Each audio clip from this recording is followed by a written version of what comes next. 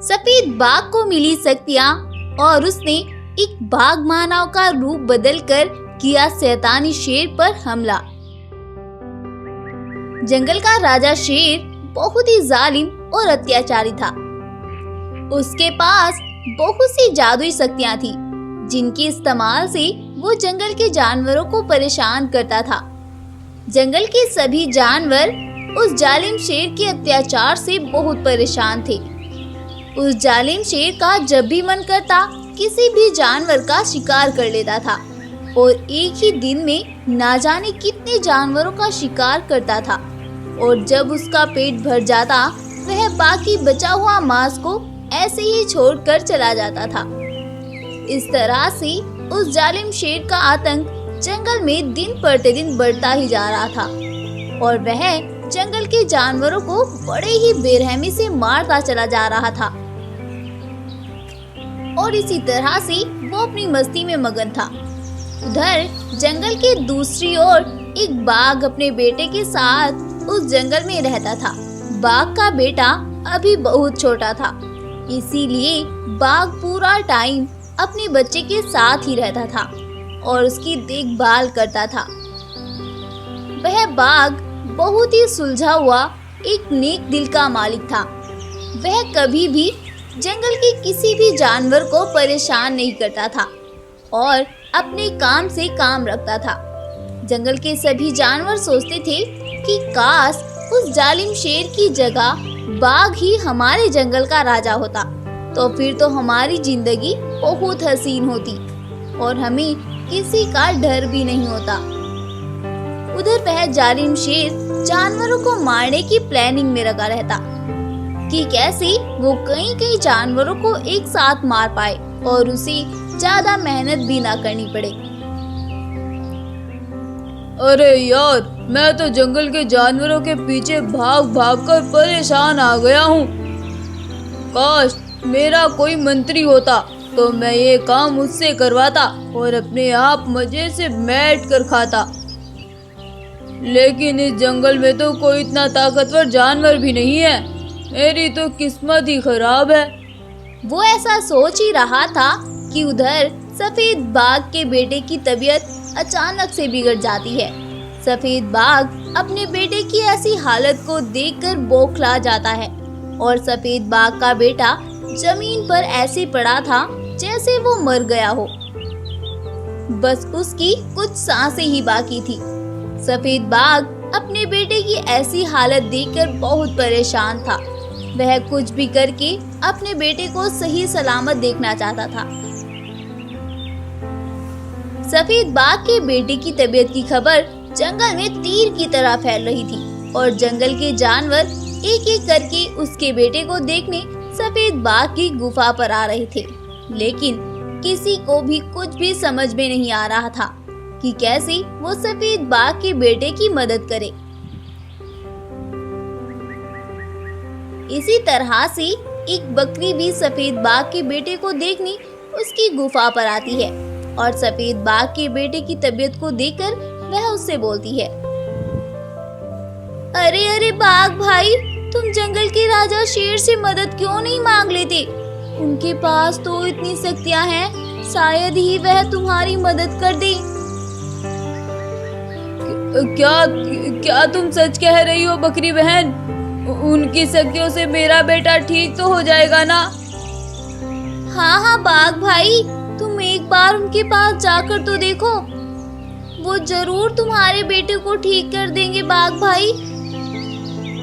बकरी के ऐसा कहने पर बाघ अपने बेटे को पीठ पर लेटाकर शेर महाराज की गुफा पर ले जाता है और वहां जाकर शेर महाराज को सारी बात बताता है। लेकिन वह जालिम कहाँ उसकी मदद करने वालों में से था।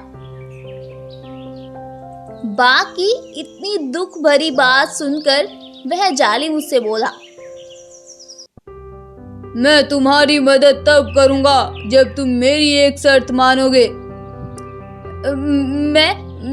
मैं आपकी हर शर्त मानने के लिए तैयार हूँ। बताए मुझे क्या करना है? तुम्हें मेरा गुलाम बनना होगा और जंगल से मेरे लिए ताजा भोजन लेकर आना होगा। जब भी मैं कहूँ और कोई चालाकी नहीं चलेगी। पहले तुम मुझे एक शिकार कर कर ला कर दिखाओ, उसके बाद ही मैं तुम्हारे बेटे को ठीक करूँगा। शेर की कही बात सुनकर बाघ जल्दी से दौड़कर जंगल की ओर जाता है और वह ना चाहते हुए भी एक गाय का शिकार करके उसका मांस उसे ला कर देता है और वह जालिम उसे मजे मजे करके खाता है।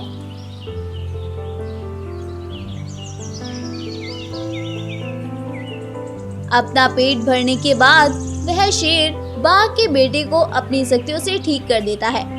अपने बेटे को ठीक ठाक देखकर बाघ बहुत खुश होता है, लेकिन इतना वो कुछ कर पाता वह जालिम शेर बाघ के बेटे को एक पिंजरे में कैद कर लेता है और उससे बोलता है, अब तो तुम्हारा बेटा ठीक है, आज से ये मेरे पास ही रहेगा और तुम भी। तुम मुझे हर रोज ताजा भोजन ला कर दोगे, नहीं तो मैं तुम्हारे बेटे का शिकार कर लूंगा। बाघ ये सब बातें सुनकर डर जाता है और वह शांति से वहां से चला जाता है और उस जालिम के लिए शिकार का बंदोबस्त करने लगता है। लेकिन आज तो शायद उस बेचारे की किस्मत भी उसका साथ नहीं दे रही थी, क्योंकि उसे जंगल में कोई भी शिकार नजर नहीं आ रहा था और वह शिकार ढूंढने के लिए जंगल में इधर उधर भटकता फिर रहा था। लेकिन बहुत देर तक ढूंढने के बाद भी उसे कोई शिकार नहीं मिलता है। उधर उसे अपने बेटे की चिंता भी सताए जा रही थी कि कहीं वह शेर भूख के मारे मेरे बेटे का ना शिकार कर ले। बस इसी सोच में वह जंगल में इधर उधर भटक रहा था। अब तो वह चलते चलते थक भी गया था और वह थक हार कर एक पेड़ के नीचे जाकर बैठ गया और सोचने लगा।